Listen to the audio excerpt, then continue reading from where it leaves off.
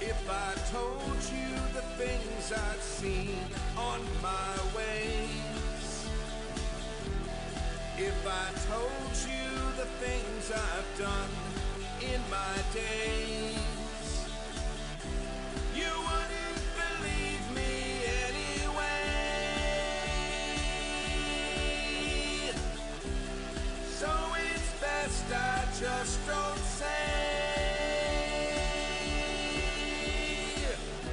I've lived 1,000 lives, I've piloted 1,000 souls, I killed and fought and died just for a single role.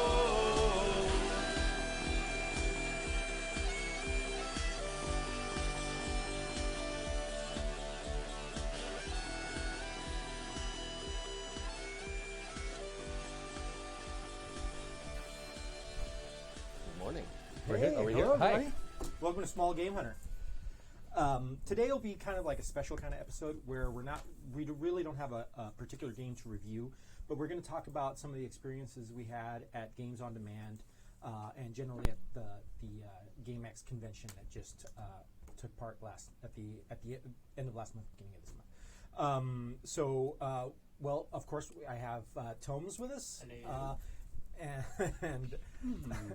And immediately next to Tones is Christopher Grady. and Hello, I'm Jason Mills. And I'm Kadave! So what we're going to do is we're going to start off with Tomes is going to tell us a little bit more about the Games on Demand model and some of the other places that have this type of thing and some of the different organizations that we have for a lot of these RPG type conventions and get-togethers.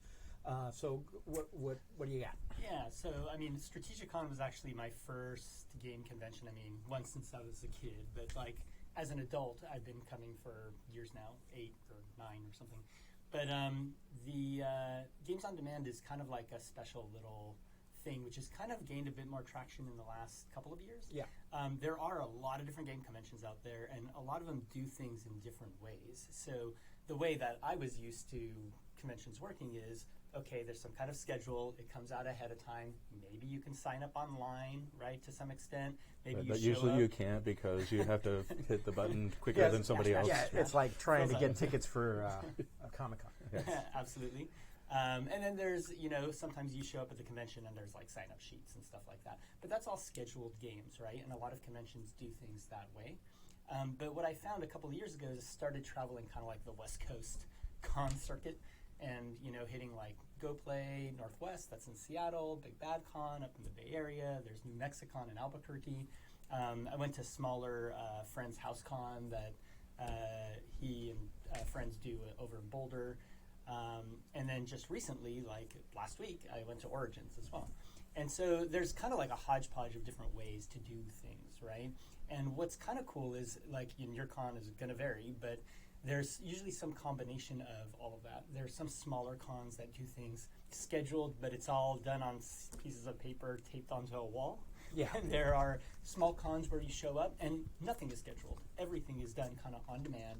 And they have things like The Donut, where we all sit in a circle and pitch some games and just kind of walk off and grab tables. Right? Yeah, and when I went to Historicon last year, they had a very interesting system where they had a wall of all of their games, and each one of them had a pack of cards in it. And when you signed up for a game, you basically get that card.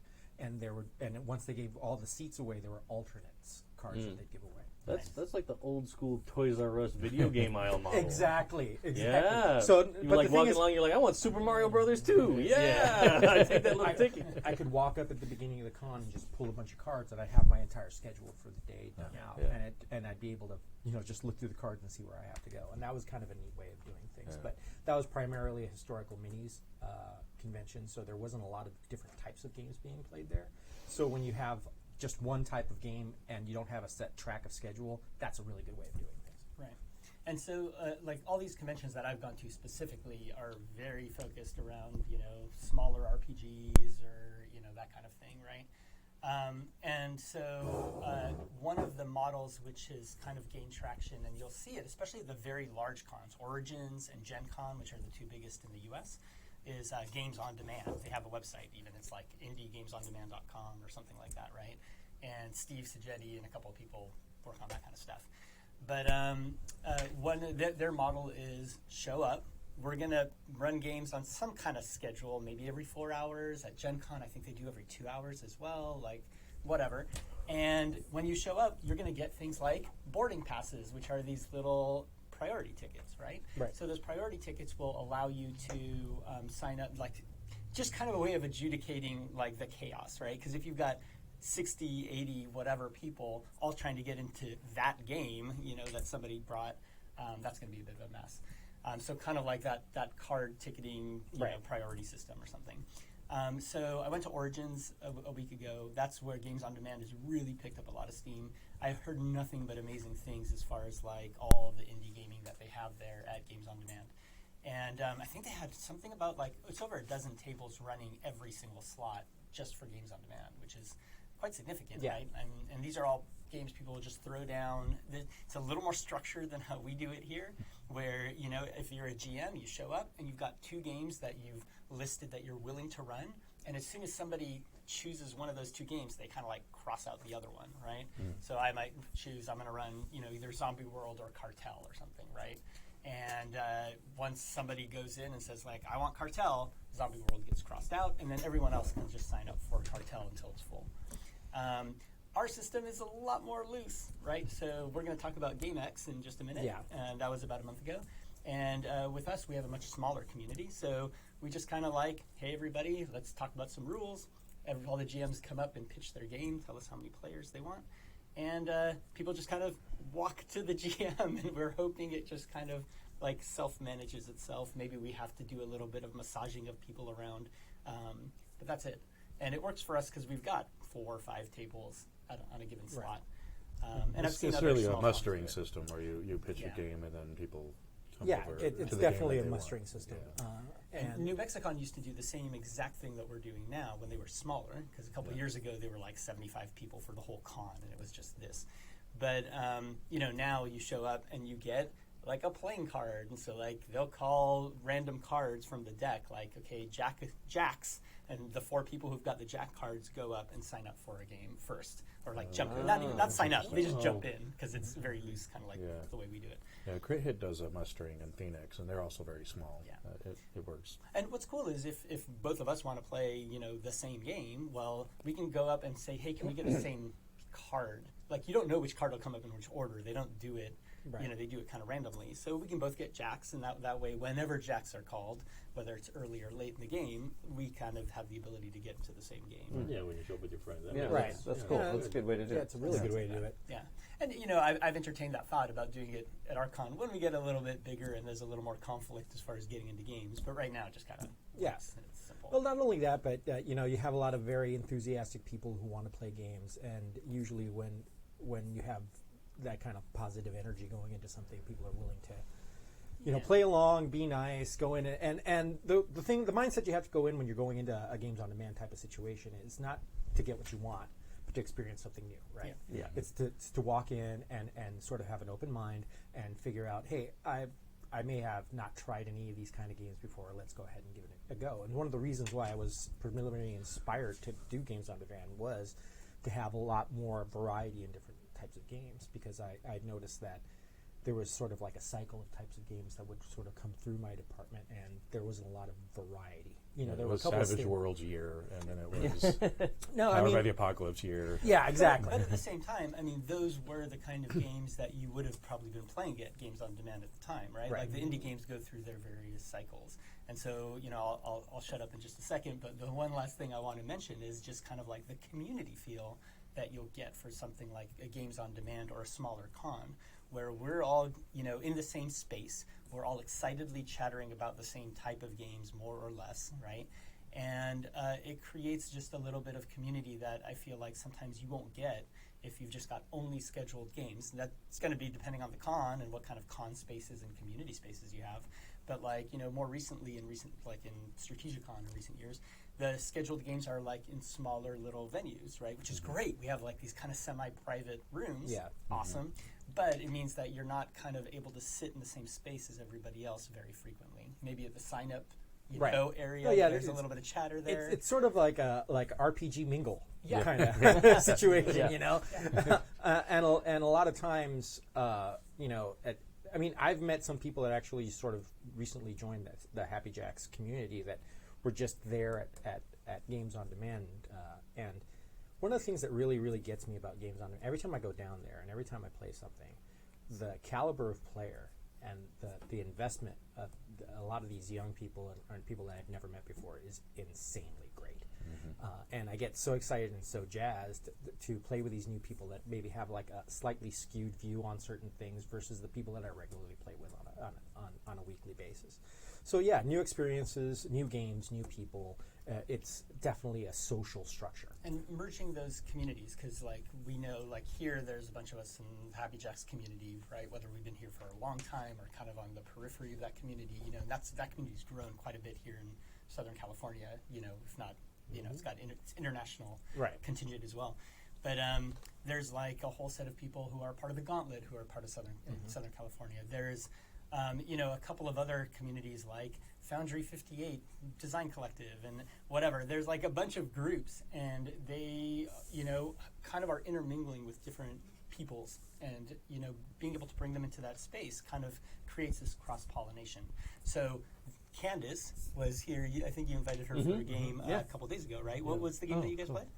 We played Masks. Masked. And we're actually going to have a, not this Tuesday, but next Tuesday, we'll have the second part, the finale of that. It was a one-shot, and we're bad at one-shots. Yeah.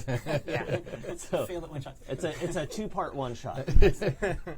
So Candace and her crew, I just met them because I was running Games on Demand early on, and they just happened to walk by, and they were looking at some of my traps that I lay out there, like the Fall of Magic Scroll.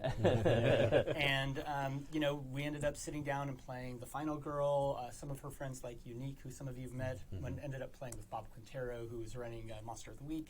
And they were just like, whoa, they had played D&D, but they hadn't played any of the stuff.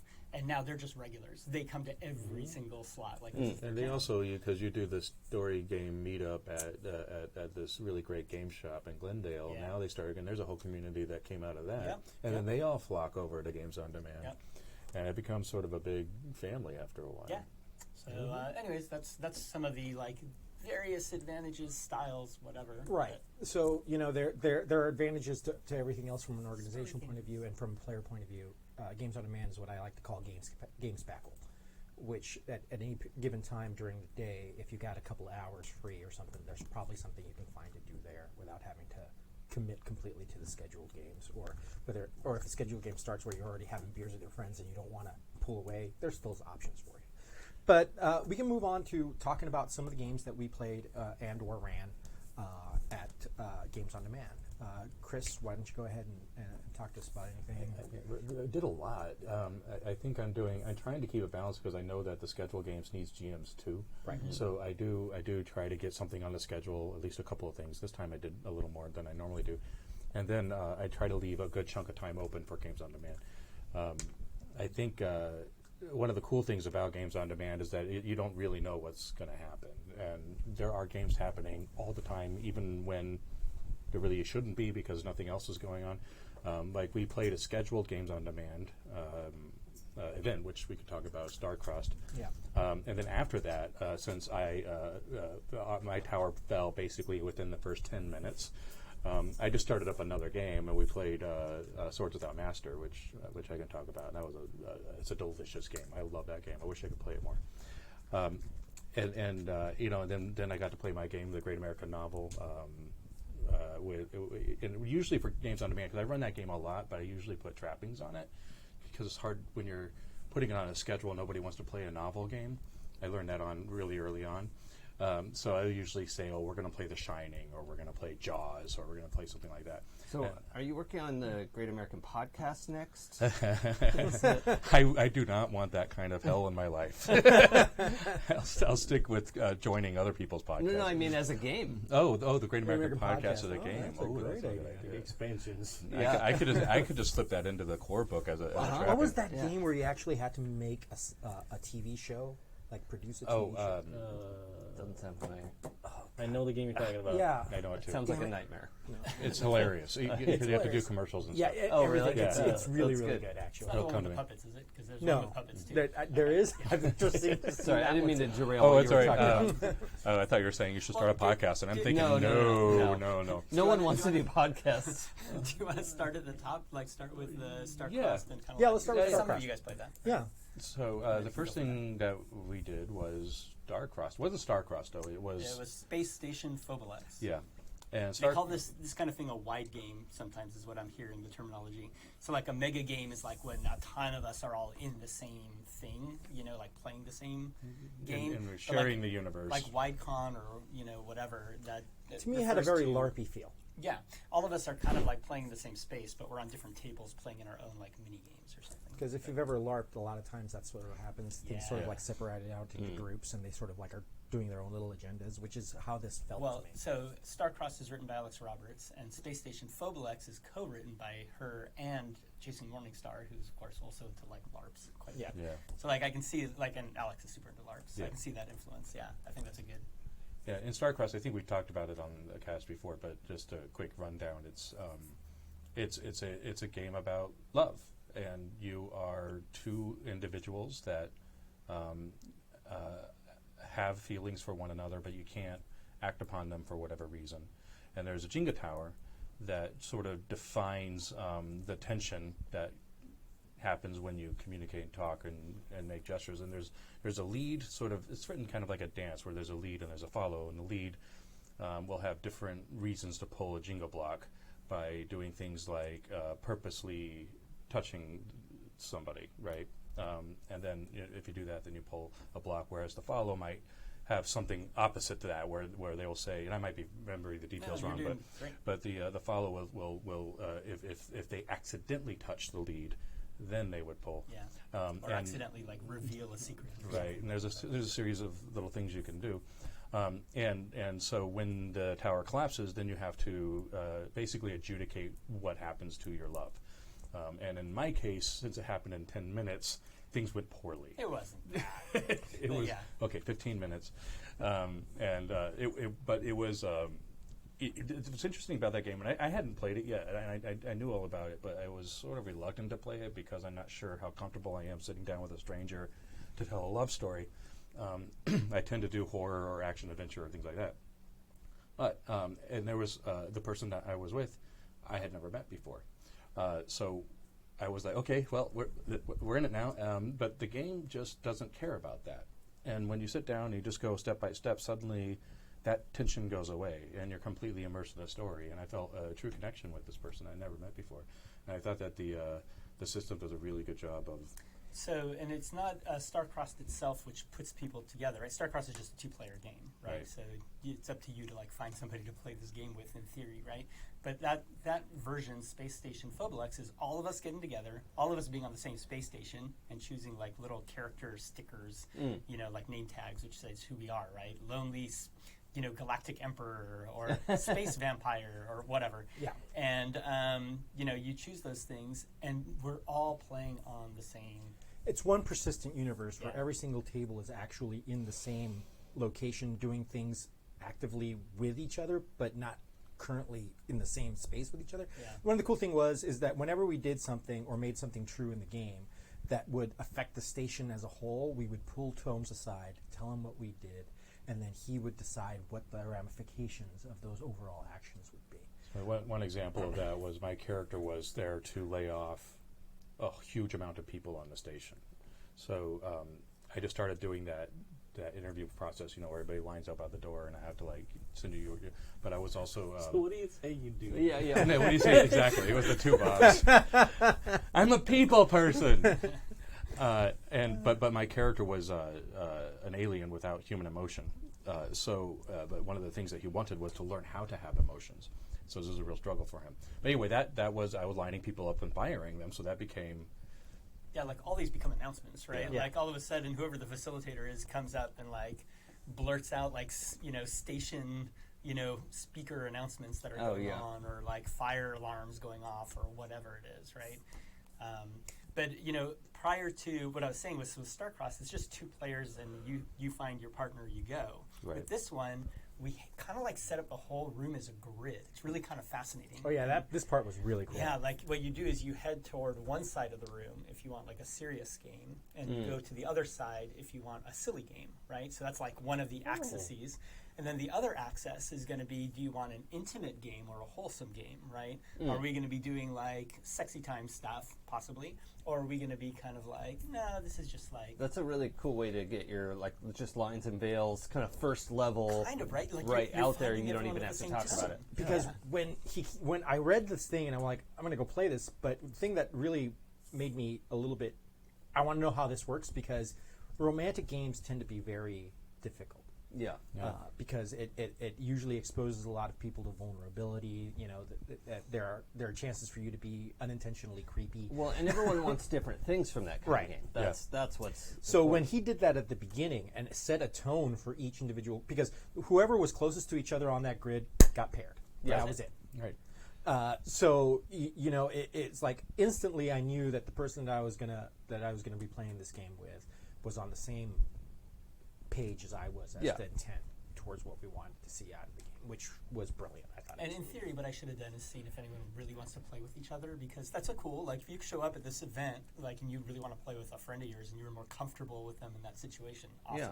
But I kind of forgot, and I'm kind of glad I forgot, because some of those people were friends, and I know they would have probably gravitated toward each other, and instead they went through this process, and I think they had better matching. Well, is better. and they could have gone to the same section if they wanted to. Right. Like that was an opt-in rather than feel like I came with my I'm friend. I'm obliged to do that. Correct. It gave them a way to moderate that. But like I said, when people go into these type of games on demand or these type of situations, you having an open mind and being willing to do new things is to your benefit. Yeah, so Starcross is not a game I would normally play, but we're at a convention to try new things, and Games on Demand allows you to do that. And it's also extemporaneous in a way because and flexible. Because, I was out of the game a little early, and I could have moved on or gone to do something else, but there were a lot of gamers around, so I said, well, you know what? I brought Swords Without Master. Why don't we play that? And I've never really played it, and I don't know how to run it, and I did a terrible job running it. But we had a great time. And that game went on for another, couple, you were in that game, it was like a couple hours. And that's the kind of thing that happens on Games on Demand. And that game is like a brain breaker. It is weird. I've never played that game. What's that game Okay, so about? Swords Without Master. Well, real quick before we get into the actual game, that's the part about Games on Demand that I like the most. I wasn't sure I was going to be able to be visiting the con at all, because it's right at the end of the Ren Fair. All of us are exhausted. I've been away from my family every weekend for 2 months. Like, it's a tough sell. Right. The May convention is real hard for me to be like, okay, honey, can I go game for 5 days again? See ya. Like, that's not going to fly. But I did manage to make it fly for visiting on just the Friday to Saturday. Like, I just did the one night, and it was fine. I didn't get there quite in time because of traffic and stuff in the morning to play in Fobolex. But I got there, like, that had just started, and I was just sort of hanging out.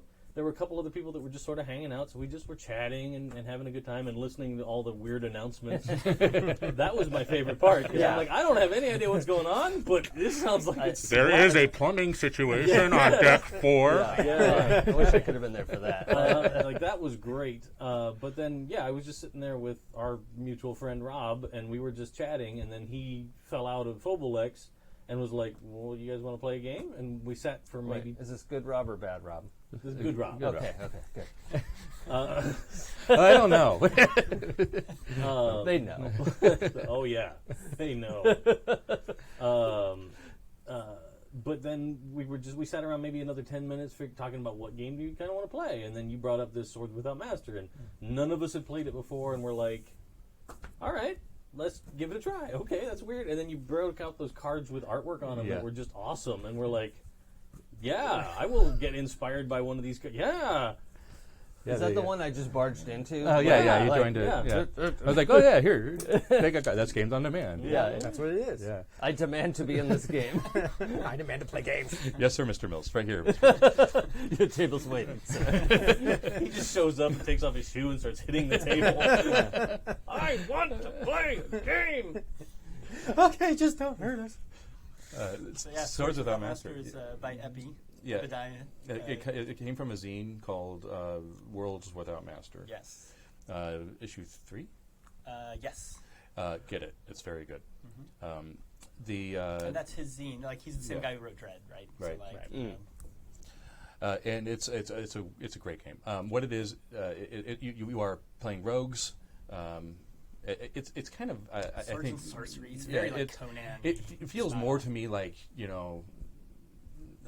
like L5R more than anything. But yeah, it's swords and sorcery. It's whatever you want it to be. But one of the things David mentioned, the cards. One of the things you're supposed to do is I forget what the term is. In fact, when I Eidolon what is it? An Eidolon or a simulacrum. Yeah, I forget what the words are. When I read the words, I immediately forgot them while reading them. But okay, so you get inspired by something for both the game and for your characters.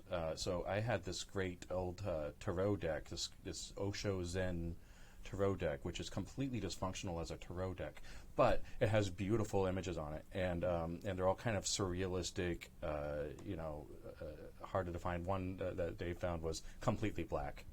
Nothing It was on it. just So it's kind of like Dixit in a way. Yeah. Yeah. Interesting. So we went through the cards and picked, okay, I'm going to make a character off of this card design. And then I actually pulled a card, so I'm going to make an adventure based on this card design.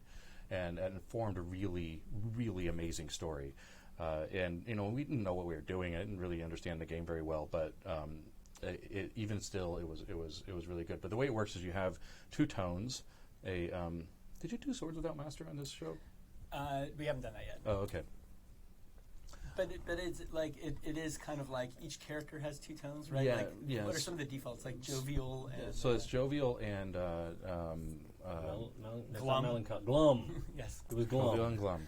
Right. And so the scene might be jovial and glum, and the die rolls will change what the Inform tone that, is, yeah. and then that basically informs your narrative. And glum could be cold, brooding, dark, slow. Jovial could be hot, passionate, fast, and then you kind of go. It's sort of like your typical story game where you have a scene structure and you kind of play out the scene structure. One of them might be where, as the facilitator, I completely bombard the characters over and over with something, and then they have to dodge and react and until they tell me to stop by grabbing a die. So the story is very structured, but it is also very freeform. And our story was really, it was whack. I mean, it was like it should be a movie or something, or an anime maybe. But I think that's great that you guys sat down and you knew what you were getting into. This is a game I don't know how to run, Yeah. but I'm going to try to run it for you guys, right? And it's like an experiment, right? And Yeah. this is what you do with your friends at home or whatever, Right. Yeah, it was a lot of fun.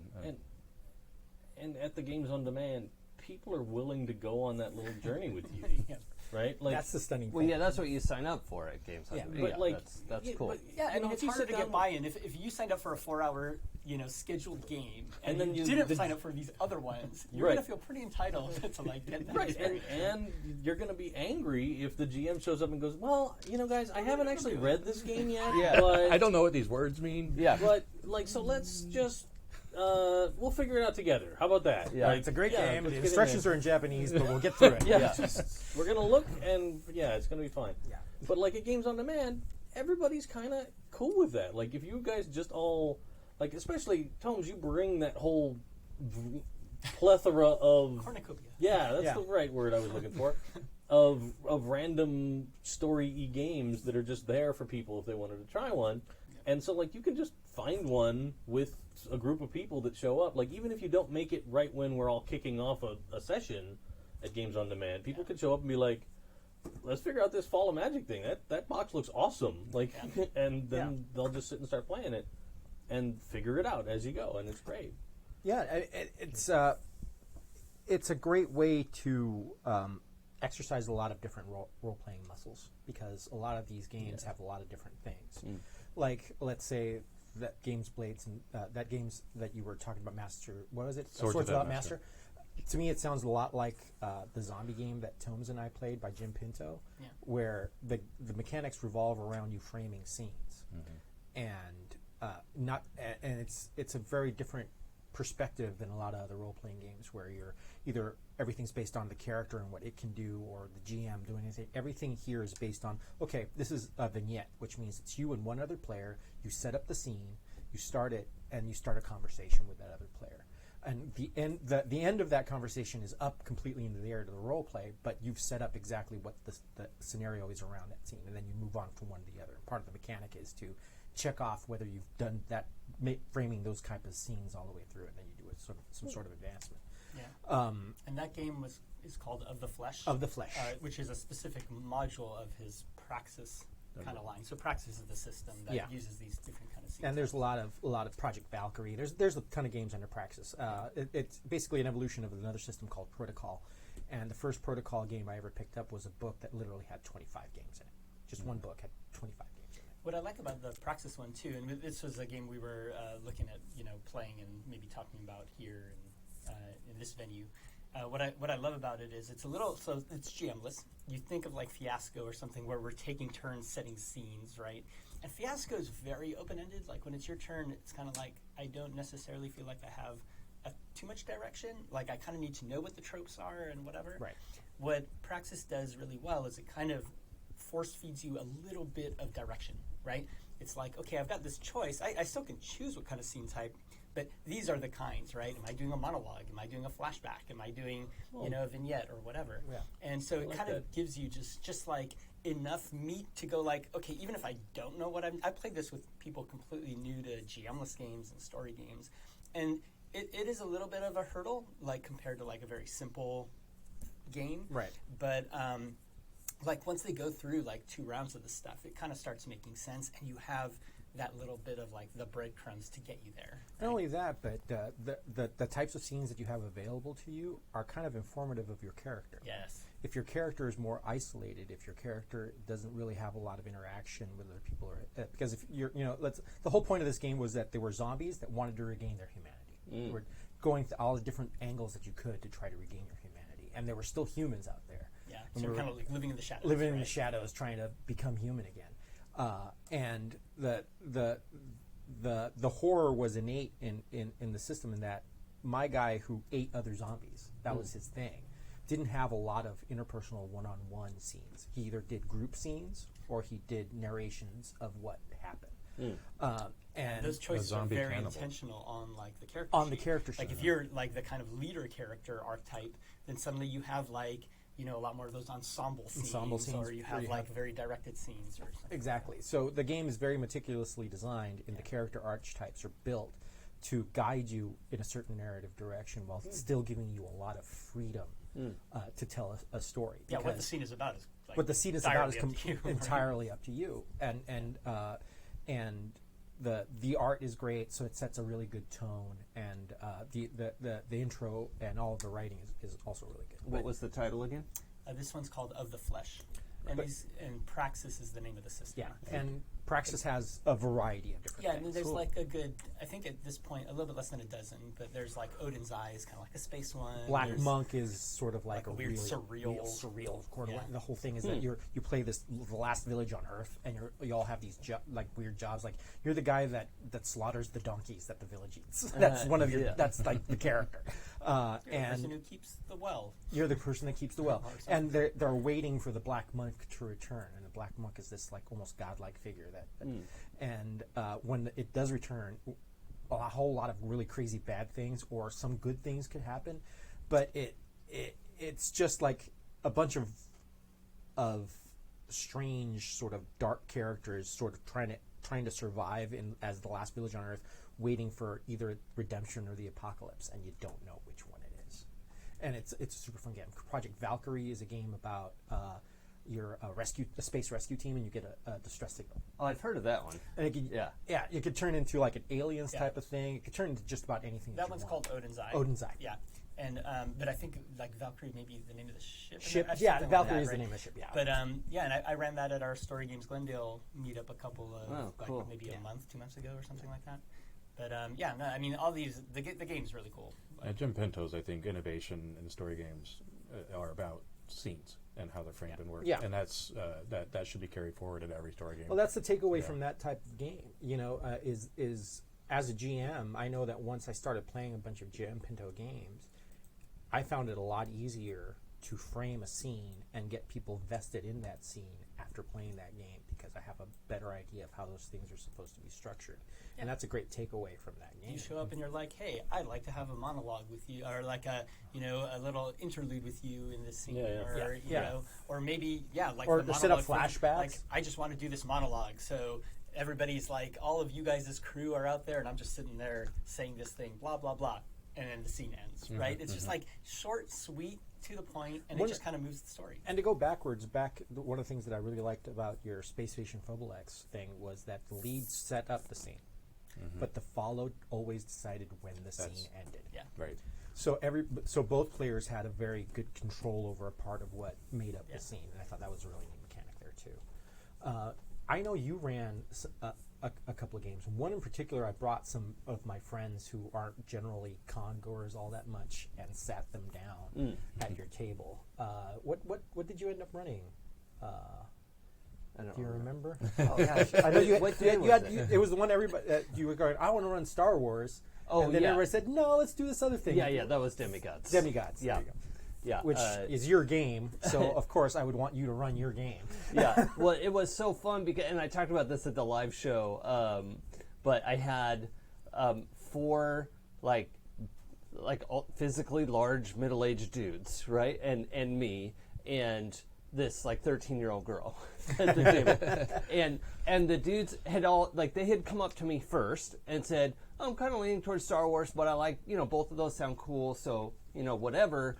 3 or 4 of them had come up and said that, and she comes up and was like, I want to play Demigods because she loves Percy Jackson and does all that stuff, and everyone was like, cool, we're doing that. Just the power of our own cuteness. Yeah.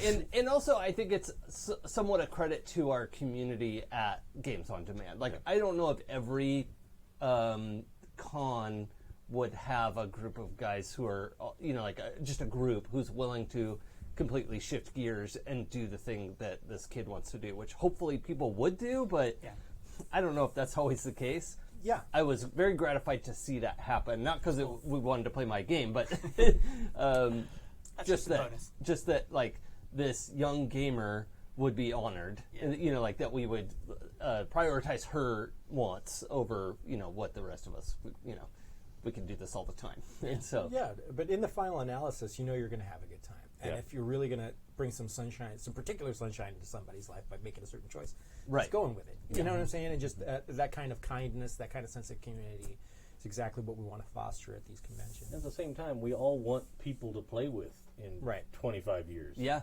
Because eventually all the people we know are going to be croaking. We got to have new people playing in the hobby. Yeah. So we should keep going. No, I mean, and when you find a child that's excited about it, and this is one of the things that I tell a whole lot of people that are going, I don't know, man, my friend wants to bring his kids into the game, blah, blah, blah. It's like, okay, kids are the best role players because they have every single tool in them to be a great role player. And no filters. And they have no filters, they have no analysis, they are just making believe. And if there's something that you're programmed to do at a certain age, is to just make believe. And trust me, if you just let them go and you just run with their stuff, you're going to have the best freaking time. And, no doubt. And just let yourself into that. And not everything has to be a gritty, gutsy cop story. And you'd be surprised at some kids though that they'll go dark. Mine is one of them. Yeah. He does. Yeah. All the girls that come to all of the girls Games on Demand Kids thing, they're all dark as hell. Yeah, they go real dark. Oh yeah. She definitely brought in some real interesting themes about her character was homeless and had some stuff to deal with, and that it was really interesting. But as a game, so Demigods is a PBTA game, and everyone's picking playbooks and stuff, and it was interesting to see everyone. Pretty much everyone there had some exposure to PBTA games, and so they were going the next step of okay, this sounds fun. What are the bonds? They were more picking based on what their sort of tangles were, and so that was kind of a fun experience really cool. to see people shift up to that layer of decision making, which I don't know. I just really liked seeing that. Sounds gratifying. Yeah. I believe you also ran a game. I did. Oh, yes. The short version of the roller coaster of my emotions that day. Oh, nice. The Free League Publishing is putting out an Alien RPG, which looks really great. But when they opened pre-orders that morning at the con, the website had implied that you'd get this PDF to run, and I was gung-ho. I was like, I can make this happen. We're going to do this live. But then when I pre-ordered it, I got the email saying, like, hey, you'll get the PDF in the next couple of days, and I was heartbroken. Aww. I was like, oh, that was my only idea to run something this con. All right, well, whatever. And then Chris, first, my friend Bill shamed me because he's like, Yeah. what's wrong with you, dude? Like, you have your iPad, and you probably have 50 games on there. Just pick something. And make it happen. Grabbing you by the belt. You used to be a man. Yeah, just do this. Hashtag Bill was right. And then, Or you could come up with a solution to help out. You could, as a friend. yeah. Well, his solution was just get to work. It was enough. It was good. Inspirational. Yeah, that counts for something, for sure. But then, first thing in the morning at that 9 o'clock Games on Demand spot, I sat down to play in Chris's Great American Novel game, which I really kind of liked the freeform beginning. Yeah, Like, we'll that go was over one that. of my favorite things. Yeah, like, let's not forget to talk about that, Yeah. because that was really fun. But, like, during just before, Chris and I were just talking, and he was like, well, just do it use the Tales from the Loop game system that you know really well, and just use those rules to play in an Alien game. And I was like, yeah, that could work. It could work. And then I was thinking in my head, like, how am I going to convert these archetypes of kids to be colonial marines and go fight aliens? And I'm like, well, I don't know how I'm going to get that done in time. The answer is don't. Yeah, exactly. And then literally I went, I need to have kids. Like, the kids on this colony with the alien. Like, let's do this. Dave, you already have kids. Yeah, yes.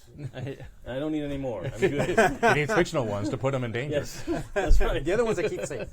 But like, that's such most a of the time. great idea. Yeah, right? it's an And, awesome like, idea. But Yeah, it's so cool. doing that, like, again, thanks to Games on Demand, I was able to go from I don't have shit to run to at 2 o'clock, hey, I'm going to run this game, and it came off as one of my favorite GM experiences ever.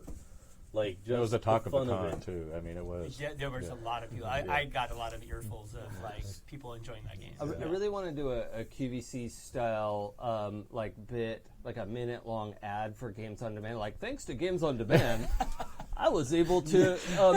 I was a trouble, GM. I've grown 4 inches. The thing is, look, if there. Now that you've said it, we can throw that into the editing. Yeah. The thing about it is, it's like, yeah, it seems a lot like maybe we're tooting our own horn about Games on Demand and all that stuff, but that's not really our intent. My intent is not to bring you over to my convention and play on Games on Demand. Except come to our convention and play games. If you on want Demand. to, that's fine, but that's not the intent of this. My intent of this is to basically create knowledge for you as a consumer of role-playing games, of what non-standard role-playing games can offer to you as a hobbyist, as an overall hobbyist or enthusiast of role-playing games. Because if you listen to a lot of these conversations, you can talk to Dave's situation is like sometimes being backed in a corner and just having to make something up as you go could result in some of the greatest RP that you've ever had in your entire life. Because sometimes when you feel contained, that's when you're at your most creative. And also, like, you're hearing these people like us talk about these situations. Like, this is something you can do at home as well, right? Like, you're at home, somebody's not showing up, your regular game, maybe you're just going to put it on the shelf for the week. But you've got this other stuff here that you don't really know exactly how to run. That's okay. You're with your friends or people that, you know, you kind of trust or whatever. So sit down and try to do a thing, right? Figure it out yourself. Some of these games are very simple. They're not really that complicated. And yeah, you're going to go through like the little bumps and grinds and stuff, but I mean, once you kind of get into it, you know you're supported by the people around you, and then you're kind of like that much closer to running this thing the next time seamlessly, right? And who knows what experiences you'll have. But Dave, the game that you ran, what the system that you used was that sort of an 80s kids Tales from the Loop. Yeah. How much tweaking did you need to do systemically to make that fit? Hardly any. Like, in Tales from the Loop, it has, very similar to Powered by the Apocalypse, it has sort of these playbook sort of things. So, like, when you're going to make a character, you pick an archetype, and then there's choices that you go through on the sheet to make your character. Okay. And then you make, like, it does have a section for making connections with the other kids in the game, and with some NPCs in the world? And even those questions have some choices, like, okay, here's connections with other kids, and there's some some statements, and you're like, well, okay, maybe I know this kid because we're both in soccer together, or whatever the things that are on the sheet. A couple of those we had to sort of finesse on the fly to make it like, you're not in the 1980s suburban America, you are on a colony world. Yeah. So we had to finagle those just a little bit, but not a lot. Most of that stuff would apply. There were a couple of things that were like, your sister's in the wilderness club and goes camping in the forest a lot. And I'm like, well, there's not really a forest here. It's a rocky, horrible planet. But maybe your sister goes out with some survey crews, like an early internship kind of a thing, like that kind of deal. So that was really the only sort of big tweak to the thing that worked. The only other sort of narrative tweak that I made was Tales from the Loop specifically has a rule that the kids can't die, and I kept that rule. But I also wanted to make it so it wasn't stupid. Cheesy, because it's aliens. It's aliens, And they all get away in their escape pod, and everything's fine. and then they crash in the next movie. But I didn't. They're all inbreeded. I didn't want to have a situation where the kids were attacked directly by an alien. I didn't want that thing to be running in the room and mauling kids, and then for some reason Everyone's fine. the kid's okay. Right. Clearly those creatures are not gonna be oh well, you know what, I knocked him down, so I'm gonna leave now. That's not their jam. Right. Yeah. So I took steps to make sure the kids never got into that situation. But so you did a bunch of off-camera stuff Yeah. where things were going on with the well, aliens? and then one of the kids was like, Which makes it more horrifying. I have this tablet, and my mom's the colony administrator. I'm gonna use her login because she left the Post-it note on her computer. Yeah, of course you did. Of course And you I'm did. gonna right under the keyboard. So he's walking around watching horrifying shit happen on security cameras, So good. and the kids are all like, "What's going on?" And he's like, "Nothing. I was just looking at this comic book." It's just this kid looking at a tablet, suddenly he's pissing himself. Yeah. What's wrong? It's nothing. Yeah. So but that was all player stuff. Yeah. They did so much to make that game great that I was just like, yeah. Well, yeah, I Love mean, that. with the great games, it's a conversation between the players and the GM. GM's an active player, not just a Right. controller. Right. And when you really lean on your players to make narrative decisions and to help build and construct the world that you're all living in, everybody else is more vested, and your job is easier, and everybody has more fun. Yeah, you take the players' ideas and run with it. Yeah, exactly. I mean, that's one of the things that Jib does phenomenally every time I've run one of his games. Because one of the games I played, I got to play Dungeon World for the very first time. Oh, nice. I'd never played Dungeon World before, and he ran a game, and I got to play. What was it? Kazim Al-Halal. He just mentioned that there was an Arabian area surrounding where we were, and I decided to be from there. And making the decision of making that character like that, he ran an entire desert adventure because I made that, and everybody else sort of fell in with that. We ended up sort of finding this lost city filled with all these artifacts and deciding that we need to block it off because it was just too dangerous for people to access. Although my character was a thief and ended up stealing a bunch of artifacts out of there. course. Of course, you know. You do. But it was literally one of those situations where I'm certain that Jason had almost nothing ready to go. It was more like, I'm going to hand out these characters, I'm going to see what they're about, and then I'm just going to react to what they're doing, which I think is primarily one of the main things that people do on Games on Demand from a GM point of view. Is they jot down a basic little idea, and then they just let the game do it from there. I had a funny experience with the Demigods game because everyone, well, not everyone, but a bunch of people took epic armor and epic weapons, and I was like, oh, cool, they want to hit stuff. All right, no problem. So while they were building their characters, I was coming up with okay, maybe there's giants, and then they've got some sort of hellhound thing, and we'll go fight giants or something. And then they snuck around and talked the giants into signing an oath-bound document. They just wanted to look awesome. Yeah. I had no idea that's where that was going. Talk about speak softly and carry a big stick. Yeah. It was, if you plan everything ahead of time, especially for a Games on Demand, it's not going to be as much fun for anyone. Because, one, if you have this big, huge, elaborate plan, people are going to push against the edges of it, no matter where those edges are.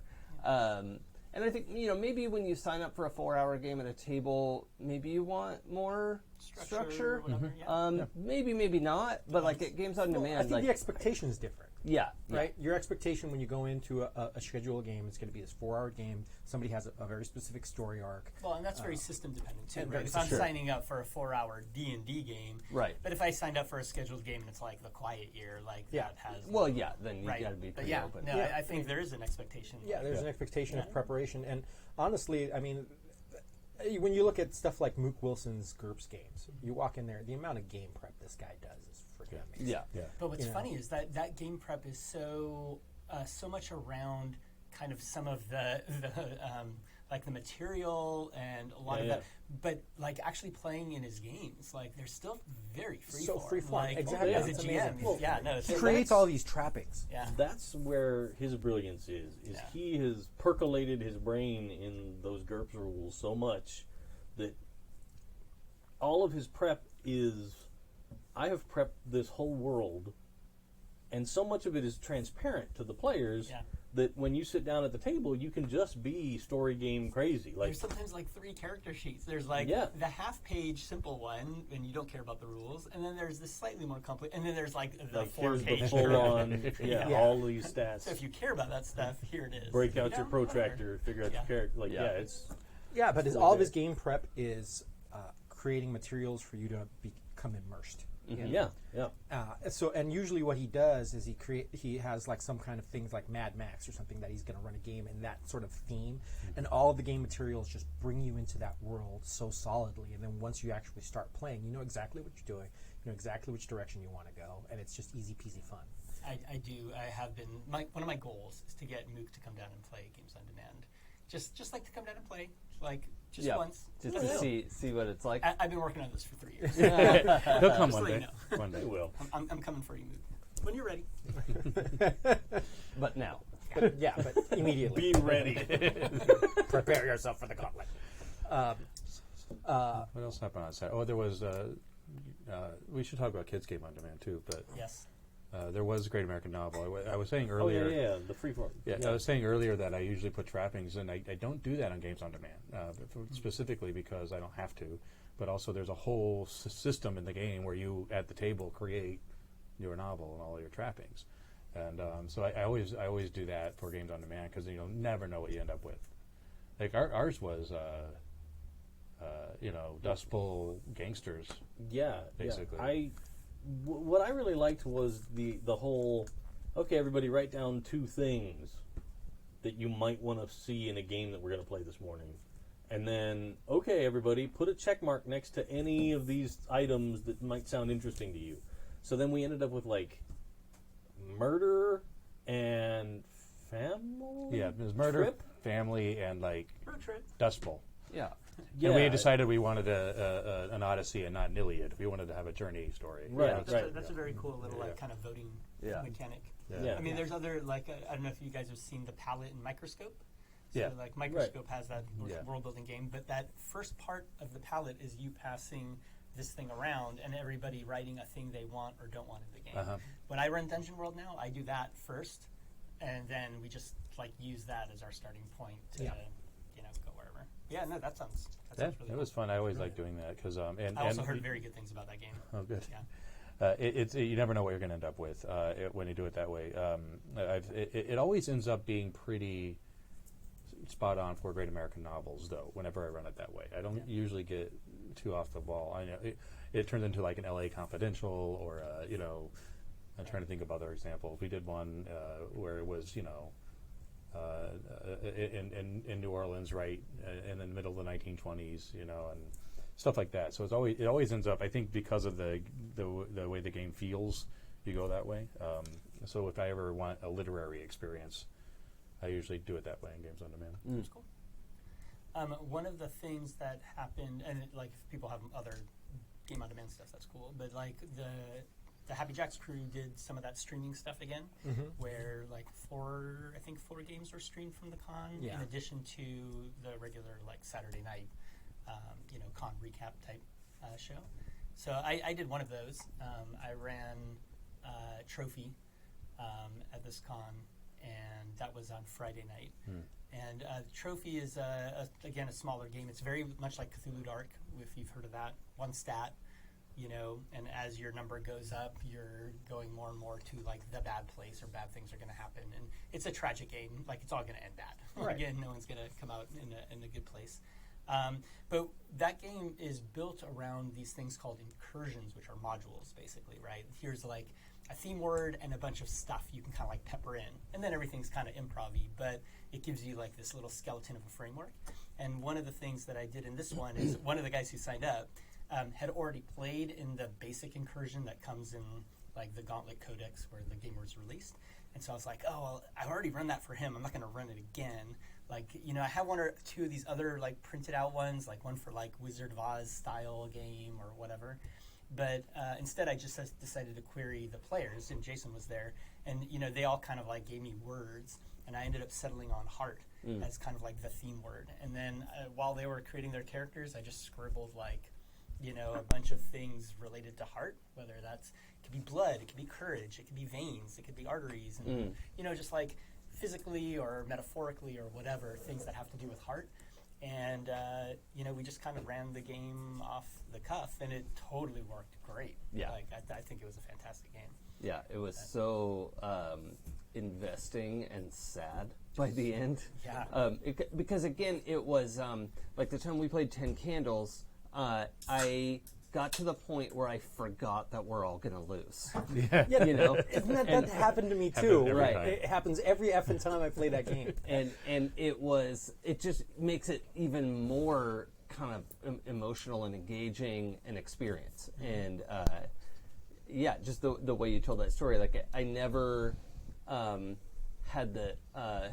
I mean this in a good way. I didn't have that sense of inevitable doom. Yeah. It was scary and tense. But if it's just like, inevitable doom forever, like then there's no sort of like rise and fall of tension. Yeah. Right. You have the dynamic contrast to Yeah. the game, Yeah. otherwise it's Yeah. not fun. And Exactly. it tricks you into hope. Yeah. But I think hope is a currency in those games. Yeah. But I also played on one of the live stream games that you ran. Oh yeah, that was which fun. was the Star Wars. Which exactly version of it's Star Wars-esque? It's not labeled as Star Wars. that Right. Andrew Medeiros one? It's Andrew Medeiros. If you look up like Omega World, I think, or Star Wars World, it's out there in his Google Drive. So because it was on, what was the Google community thing? G+. Yeah, it was up there for a while. And the serial numbers are filed off of this game. It is not technically Right. Star Wars. Right. There is the consular who has force points. It's a thinly veiled. Right.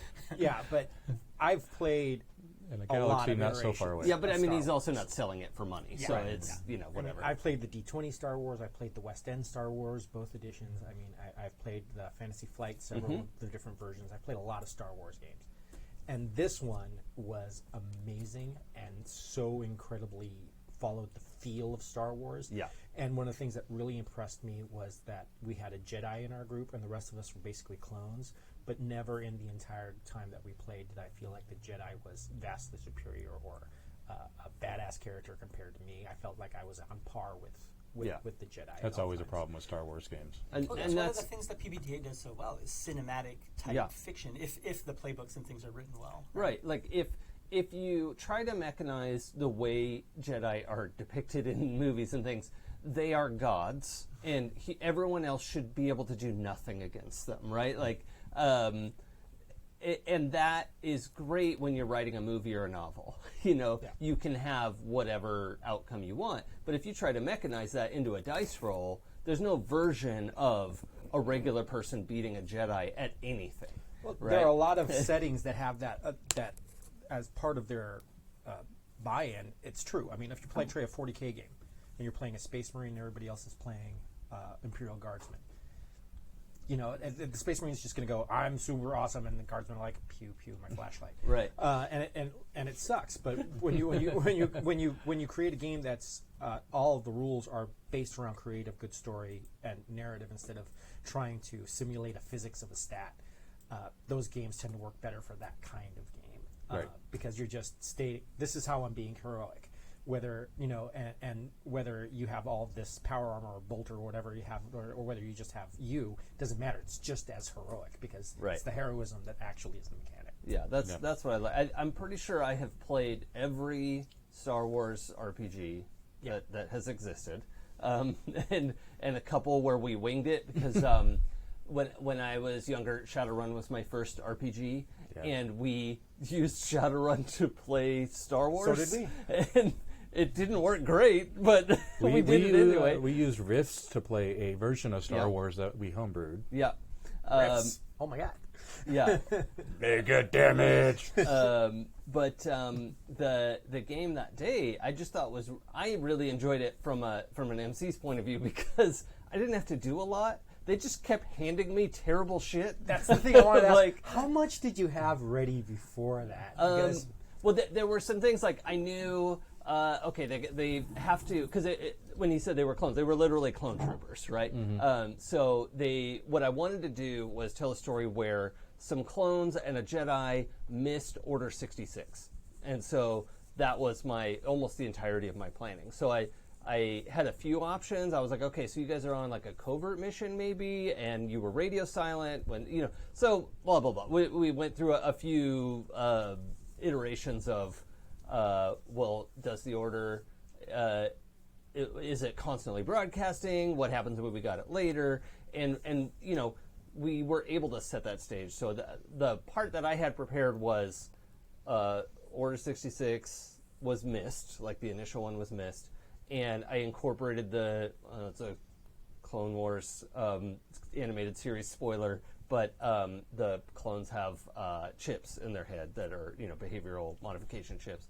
And so I wanted to incorporate that aspect. And then the way they had done it was, I mean, you guys brought this on yourselves, that the Order 66 would continue to have an effect in some way. And so when they went to check in, I had that they were sort of subliminally getting this message, and they, one of them started going bonkers. One by one, we all started going a little bit bonkers. Huh. One tipped over first, but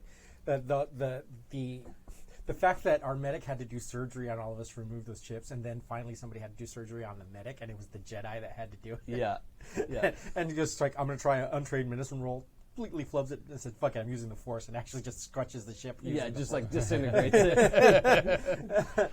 But yeah, a super fun, action-packed game. I think that we as players came up with the final mission and the final goal that ended up with the whole thing. Oh yeah, I didn't know anything about the end of that. Because we decided that we want to go back to Coruscant and destroy the database where they had all the information on the clones. So if there were some clones still lost out there, that they would lose track of them and they could go live their own lives. That was our whole plan. And the thing is, the team itself came up with that. And it was, Jason hardly even hinted at anything. We would just constantly come up with shit for us to complicate our lives or to make it was great. All I had to do was listen.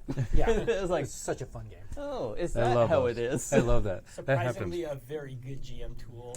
Yeah. Listening. Yeah, well, yeah. Well, as Henson said, listening is the beginning and the ending. It's not just because it's my own game, but I love running Great American Novel because usually by about chapter 3, this is me. Yeah. Argue amongst yourselves. Yeah, and they don't do anything. Yeah. So I'll take some more of your plot points.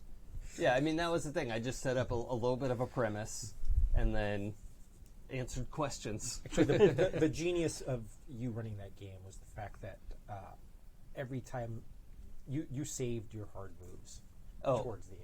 Yeah, well, you didn't immediately. At some point, they started rolling in so fast, and I there's some debate about whether you should bank a hard move or not. But at some point, it was like fail. I was like, I can't move the narrative that much all at once, and so I kept it sort of transparent of like, oh, I'm marking one, and then I spent them as but yeah. But the judicious use of that afterwards, because there was a point in time where everybody was doing an action all the time. They were like, dice. But I could see you basically sort of like just swimming upstream on this situation. And then when I noticed towards the end, it's like, well, I had this hard move that I've been saving. I'm like, oh, you clever bastard. That is a great idea. And I thought it was great because when it was dramatically appropriate for us to have a lot of opposition, you had a lot of heat to bring onto the table. And in theory, that like builds up a certain amount of tension, right? Well, You're like, oh man, he's got 8 hard moves. I think if you're going to bank it in that kind of situation, I I discourage you from keeping it a secret. Yeah. Yeah. You know, Yeah. put your 4 hard moves, like coins or something. Like let everyone know, like, hey, this is what I've got. Yeah. Yeah. And I also tried in my, if I had thought of this sooner, I would have like kept track of it. But like, if you failed a roll and I banked a hard move, I was going to try and get it back on you, right? Like that. Like I was going to wait for you to do something where you needed a hard move, because narratively, you created the situation, it should affect you. So I was trying to do that. I don't know if I did it 100%, but Well, I never felt like I was either put upon by an extra hard move that I didn't feel like I necessarily merited, nor did I feel like I got cheated out of being involved in the difficult decisions. So I think you did a pretty good job, but it's one of those things about PBTA that I think that, sure, all the moves, including the hard moves, are very important, and being able to utilize a hard move to not just screw somebody over or to create some kind of failure, but to create more tension in the storyline and Right. to make encourage characters to be even more heroic and thoughtful in what they're doing, because those hard moves have been put into play is far more important than trying to just do a tit for tat, I'm against you type of situation. There is a game, Tremulous, tells you to store the hard moves. And there's actually a currency that you use. I've seen but a it's lot of very, conversation about very it. rare. I don't Yeah. know that any other games tell you to do that. Yeah. So I can see it working. Well, the other thing that the tool that I used a couple times in that game is to announce future badness, right. or how I used it was announce off-screen badness. So like they did a couple things, and suddenly the drop point that was supposed to be ready for them, the smugglers weren't there, and then they did something where they were trying to radio in and, I don't know, completely flubbed it somehow. I don't remember exactly what it was. We're but- fine. How are you? Yeah, but I made it clear that like troopers are on their way. Like you messed this up. Like it's going to be a hard move very soon. Because you can, hopefully. I had a hard feeling towards the end of that game that one of us was going to end up having to sacrifice ourselves for the safety of the others. It almost went and that it way. almost very, very close went to that. Yeah, it came down to a die roll, which but- was exciting. Super exciting convention, super exciting games. Does anybody else have anything else? I think we should talk about Kids Game Kids on on Demand. Demand. All right, let's do that. And that's now, and it's been going on for a while. About 2 years now. Yeah. So every Sunday, the afternoon slot, at 2, we do specifically games on demand, but it's kids only. And what that means is that we will prioritize kids getting in the game. Usually it's some of us running in. But and I will allow, if a parent wants to play with their kids, that's totally cool. Yeah, of but course. if adults just show up and we're like, we want to play games, I kind of nope, sorry, this is kind of we rope it off a little bit, so it's specifically for the kids to play. Yeah. But yeah. This time around, it was Robbie Bear and myself pitching games, and of course, since Rob is so dreamy, all of the girls wanted to play his game. Oh, and also he has a really great game. And some of them have played it And before. some have played it before. That's good, Rob. By the Yeah, way. that's good, Rob. Yeah. So he has this game, Moonhaven Witch Academy, which is coming out. Is it not? It's on its way out. Yeah. He's publishing it.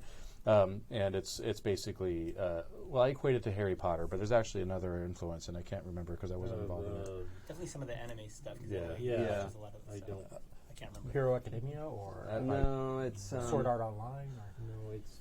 But you play an all girl witch school, and it was a lot of fun. My son was in it, and his first question was, "Can I play a boy?" And yes, there are boy witches in this game, so it was him and all of the girls, and they had a wonderful time. In fact, he still talks about it as one of his favorite games. It was really great to see the kids playing. And what you were saying about kids and the problem solving. I mean, the stuff that they come up with is amazing.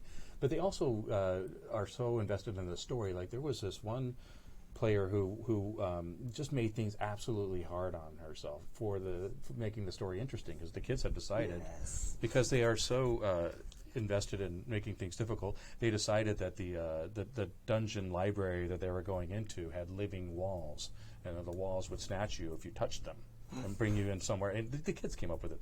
And this one girl was like, "I'm going to lean against the wall because I forget."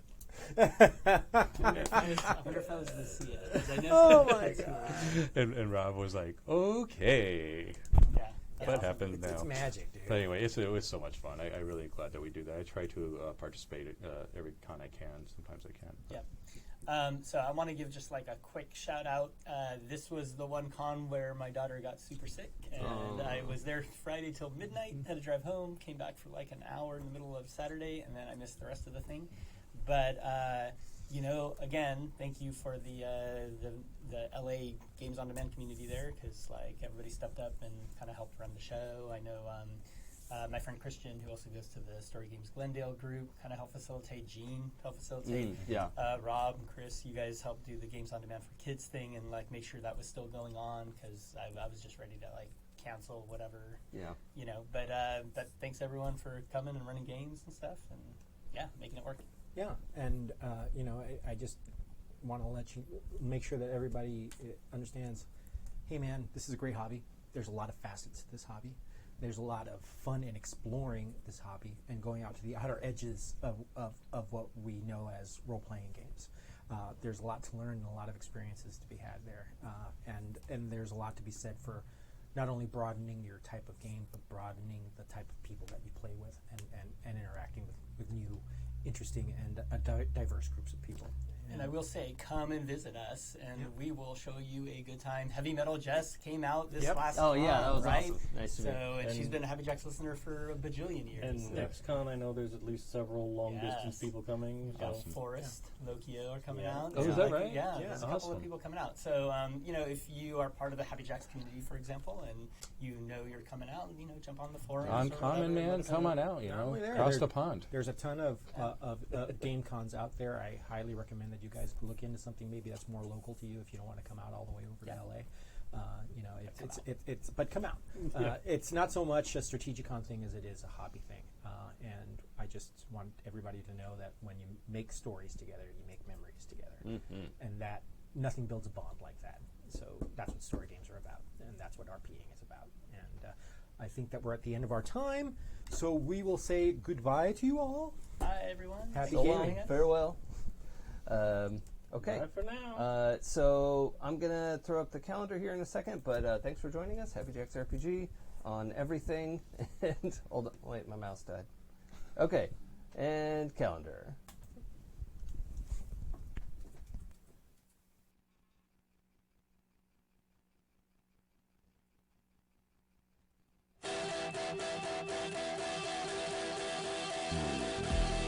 If I told you the things I've seen on my ways, if I told you the things I've done in my days, you wouldn't believe me anyway. So it's best I just don't